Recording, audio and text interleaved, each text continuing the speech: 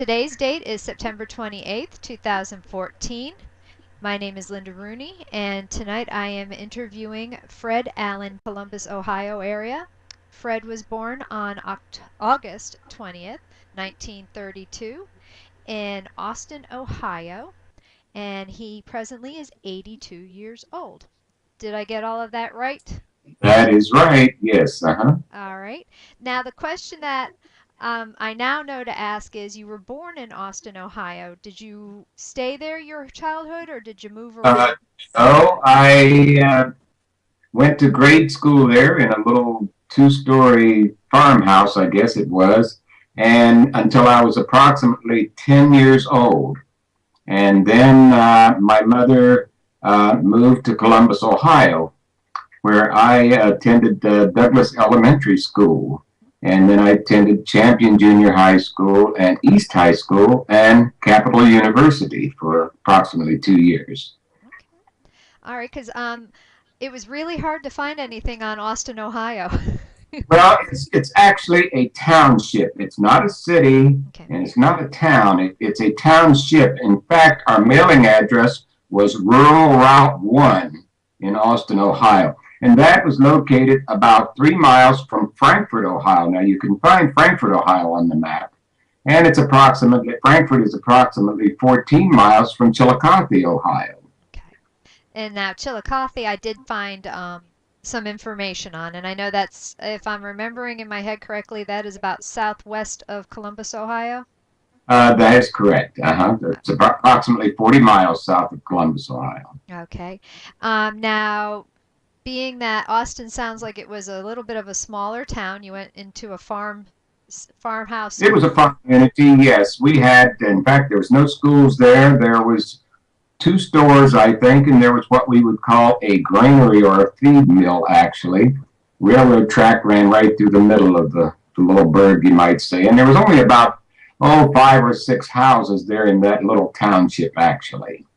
Were you born at your house, or did your mom? Well, I don't remember whether it was at the house or whether it was at Frankfort, Ohio. I do know that the doctor, Dr. Smith, that delivered me, his office was located in Frankfort, Ohio, actually. Wow, okay. Because being that small, you never know. She would have had to definitely plan ahead to get to Frankfurt. Right, right, yes. And it was, like I say, only about 3 miles from Austin, where we lived, actually. Okay. Now, your parents' names, what were they? Okay, my mother's name was Ardina, and actually her maiden name was Ardina Francis Jones, actually. And I had a half brother by the name of Walter Davis. And actually, when I was old enough, my dad, my real dad, my blood father, his name was Howie, Theodore Howie, actually. But when I got old enough, I took the last name of my brother, which was Davis, actually. Okay. All right. And so when you were growing up for 10 years in Austin, was it just your mom raising you, or was your dad? My grandfather. I had a grandfather there, and of course, I had my half brother who was 2 years older than me. But it was between my grandfather and I had a cousin by the name of Lucille Jones, and she actually helped raise me, actually, and my brother. And then I had another cousin by the name of Chester Jones who lived with us there. And we lived in a little, and I can't even remember now, we lived in a little two-story house, which actually had 3 bedrooms. And we had a potbelly stove in the middle of the front room downstairs that I can remember my grandfather used to, and I don't know how many people will know what I mean when I say stoke it. Every night he would stoke it, which means he would put like a big lump of coal in the stove, which would keep burning overnight so that in the morning there would still almost be like embers there, to start the fire with, actually. Wow. So, And actually, back then we had in our beds, a lot of people don't know it now, but we had beds that were made out of straw. The bed was made out of straw, and when the straw got to where it wasn't even good for using, they just emptied it out and fill the mattress with straw again. And we had bed bugs too, and bed bugs, we used to use coal oil to kill the bed bugs. Now, bed bugs, they can't hardly get rid of them if they find them someplace. Yeah, they're pretty indestructible right now, so Yes. Uh-huh. I guess we made them that way. Yes. Uh-huh. And did you have electricity in your house Oh, growing up? no, no, we had what we call lanterns or coal oil lanterns, which my dad would use in the base of it. You would put coal oil and you used to have your little wick that you would turn it up and light that. And that was the only light that we actually had. Wow. When you moved to the Columbus area, did you finally get a house that had the electricity and everything in it? Yes, we had electricity, but we didn't have gas or anything. At the beginning, I can remember we had a oil stove, which it was like your almost like your gas stoves now, but it had a container that contained oil. And every so often, I can remember my dad because my mother had remarried at that time, and we had this oil stove that, and every now and then, my dad would get, or my stepdad would get oil to put in this stove, and that's what we heated by. And we didn't have TVs at that time either. I can remember, I don't remember the exact year that TVs came into being, and they were black and white. They didn't have color TVs at that time. Hmm.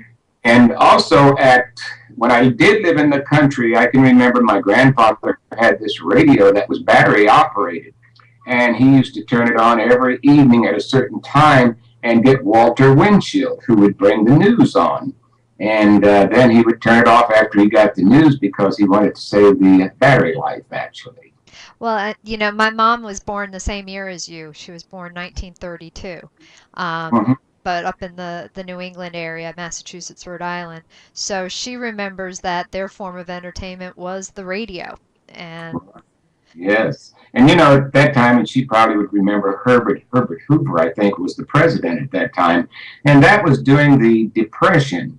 And actually, I didn't realize that we were living in a depression because on the farm, they grew everything. So, everything that we ate was grown on the farm. So I didn't experience any lack of things. We did have little red tokens that looked like a penny that they used to get sugar and to get gasoline with because it was rationed at the time. But I was so small it didn't really affect me. and But we had everything that we needed. We had chickens, and the only time we would eat chickens if a car ran over it and killed it. But then we had chicken. but they used to use the eggs and sell the eggs. The chickens laid.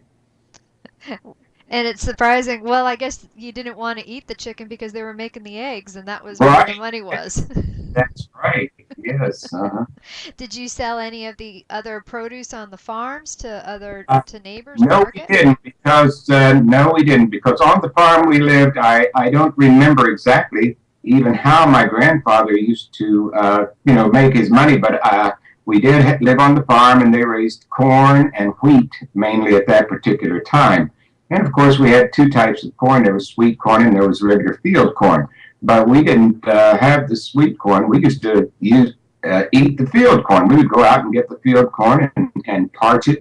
And back at that time, actually, all of your farmers, a lot of people don't know this, a lot of your farmers, if you would drive in the country, there was no such thing like fences because the farmers would usually have enough crops planted so that maybe the first 2 or 3 rows in, people could come by and get it if they wanted it, and there was no body being arrested for taking the crops off of it because the farmers would say, okay, if somebody needs this, they can get it.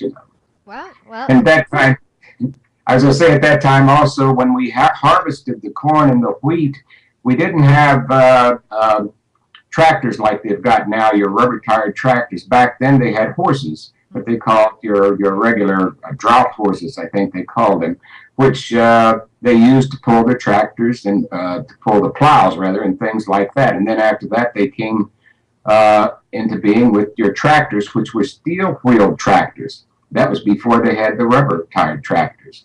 And now, of course, we have the air-conditioned combines, they call them, where they go out and they lease these tractors to the farmers, and they do the farming, the harvesting for the farmers. Actually, they're in these air-conditioned $200,000 combines, I think they call them. it's come a long way. Yes, it has, because I can remember that I was very young at the time, but I used to go out and help work on the farm when they harvested. And at noontime, most of the wives would be at home fixing the meals. And at noontime, they would ring a bell or something, and all of the farmers would come in and they would fix the food for them. And then they would go back out. And those that had the cows, the milking cows, of course, they were milked twice a day, once in the morning and once in the evening. So the farmers, they worked from, like almost like sun up in the morning till sundown in the evening, actually. Okay. And I know at some point the school system in the United States would shut down during a lot of the harvesting seasons. Did that happen No, even then? no, I can't recall any of ours shutting down the schools because most of the kids, now, like I say, those farmers' kids, they were out in the fields working with them, but they went to school most of the time. And then after school was out, then they would go and work in the fields with their parents. But I mean, they would learn to, excuse me, to operate, to drive horses or to ride the horses or to drive the tractors at a very young age, because even back then, when they were foot was long enough to reach the gas pedal, they didn't need driver's license as long as they were, driving on the farms, actually. That I've heard about. I think well, down here in Florida, you can get away with driving on the farm too at early age. Were there any other jobs that you had to do growing up in Austin? No, mainly like I say, during the harvest time when they would harvest the wheat, then of course you would have your bales of your straw. That was your revenue, your leftover from your wheat, actually. They put that in bales, and then we used to put that in what we call a hay mow or a loft. And you had things called chiggers and fleas and things like that, just normal things in 90-degree weather you had to, deal with, actually. What were But some? actually, between your corn, I was going to say, between your corn and your wheat, those were the two main crops, and the milking, of course. Now, when the farmers milked their cows, at that time they used to have the big, and I don't know if you've seen them or not, big milk containers. And they would put the milk containers down in a well to keep it cool. And of course, the cream then would rise to the top, and then you could scrape the cream off of the top, and that was where you got your butter from. And then usually you had, I don't know, your companies that would come by and get your milk containers, and they would collect them, and take them to places, I guess, where they actually processed the milk. You didn't have anything such as pasteurized milk like we do have now. What did you do for fun when you were like there? Did I'll tell you, it is hardly anything. We could take old inner tubes and make slingshots out of them. And on Friday nights, we would, like if we lived in the country, we would go to town, which was Frankfurt, and just stand on the corner and talk and try and tell the make of cars and the year of cars that went by and things like that. They had one theater in this town of Frankfurt, which I never did go to or anything.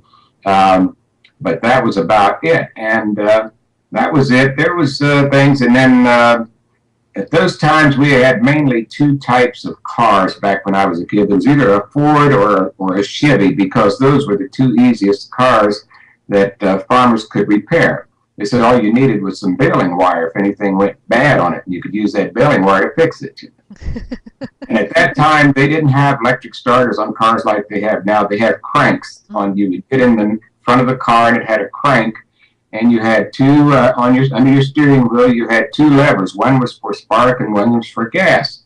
And you would turn the spark up, and you would maybe have to turn the crank 5 or 6 times to start the car. And you had to be careful, because if the crank would backfire, it could break your leg. But that was some of the problems that we had to deal with back then, and it was something that actually farmers got used to it. It was a way of life, actually.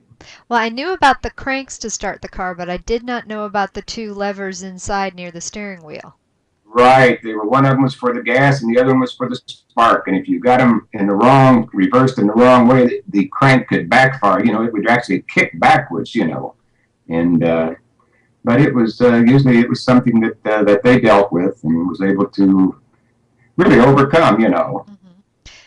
Yeah, well, and I always remember Ford was definitely the big company back then. So was it? Right. Yes, and they had John Deere tractors and McAllister, I think, tractors.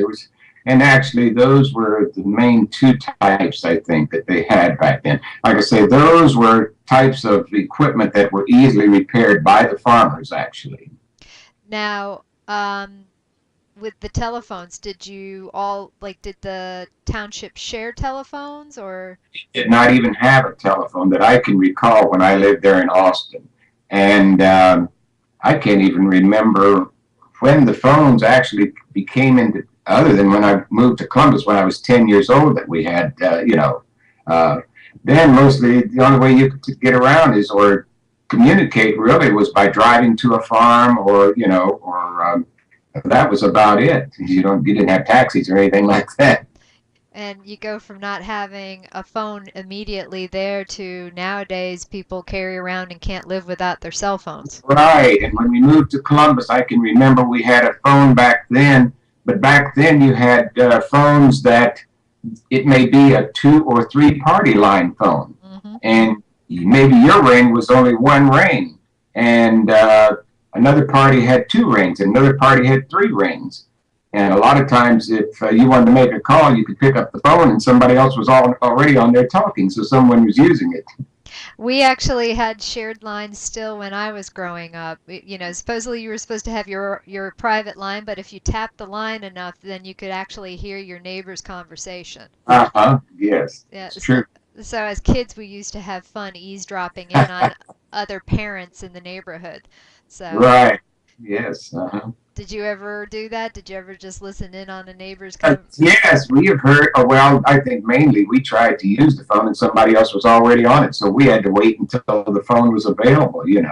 So, and then when we did move here, I went to, like I said, Douglas. I think I was in the 5th grade. And back at that time, I went to a Douglas elementary school. And I believe I thought I should have been in the 5A, and they put me in the 5B. That was when we had A and B actually in our grades. And like I said, I went to Douglas Elementary School, and so they put me in the 5B, which was the first part of the 5th grade, which meant I lost actually a half a year, Hmm. that particular time.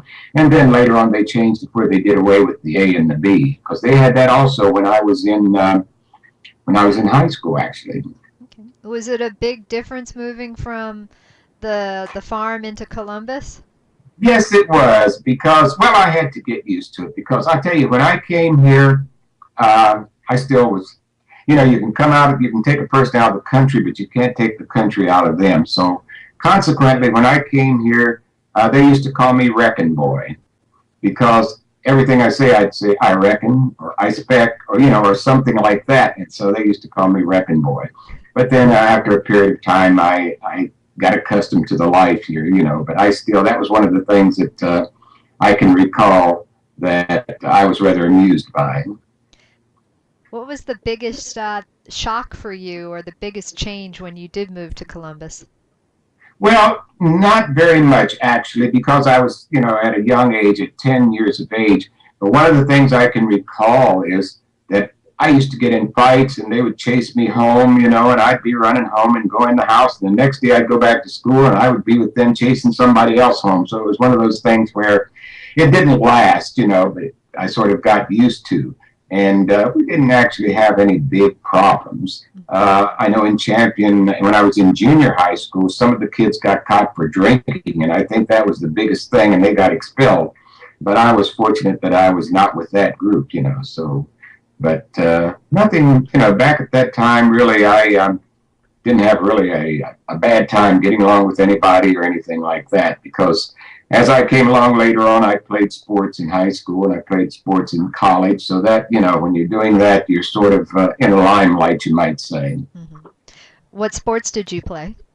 Well, in high school, I played football, I ran track, and then I was blessed actually when after I graduated from high school, that my football coach at East High School went to coach at Capital University in Columbus, Ohio, and he was able to get me to go to college. And I played football in college, and I ran track in college. I pole vaulted and broad jumped, and And I was blessed to be able to, in my very first year of college, I made all Ohio conference, which was an outstanding, which I consider an outstanding thing. And my coach was trusted me enough to let me even drive his second car when we used to go on track meets, because at that time we didn't have a bus or anything like that. So usually the coach and some other people would drive cars, and so he trusted me enough to even drive his car when we used to go to other colleges to run track with them. All right. And what did you have any favorite subjects like when you were in high school or No, college? not actually, because when I was in high school, I took Spanish. I took 2 years of Spanish, and I planned on continuing to taking third year Spanish in when I went to college. But then, in talking to some of them, I don't know, they sort of turned me against it. They said, when you go into this Spanish class, you've got to speak nothing but Spanish. And so I said, oh my, I didn't feel that I knew Spanish well enough to go into the third year of Spanish and talk just Spanish. So in my first year at college, I took first year German. So that was one of the things, and I can remember that at college, if your teacher was the professor of that course, and if you went to the classroom and you were there for 15 minutes after it was supposed to start and he wasn't there, you could leave and not be penalized for it. So we used to, German was my first class at 8 o'clock in the morning, and I remember we used to stand at the window and look to see if our professor was on his way. And we'd look at our watches, and if he wasn't, we didn't see him on the way, we'd take off, and we didn't get punished for it or anything, but that was one of the things that I can recall. And That's also, when I was oh, to say, when I was going to college, I was able to get, I didn't go on a scholarship, but I was able to get some grants. My football coach got me some grants where people would come and say, he would come and say, Fred, these people want to see you play football. So they're giving $100 towards your tuition, or something like that. Then I also used to work on the campus crew there at college to earn a little extra money. And what we would do is clean up the gym and things like that, and the grounds and things like that after games. So that was just a little something that would put a little extra money in my pocket. Plus, we had a gymnasium that was built there when I was there, and the construction company that built the gymnasium, our football coach was able to get some of us guys hired by this construction company to work for them doing labor work.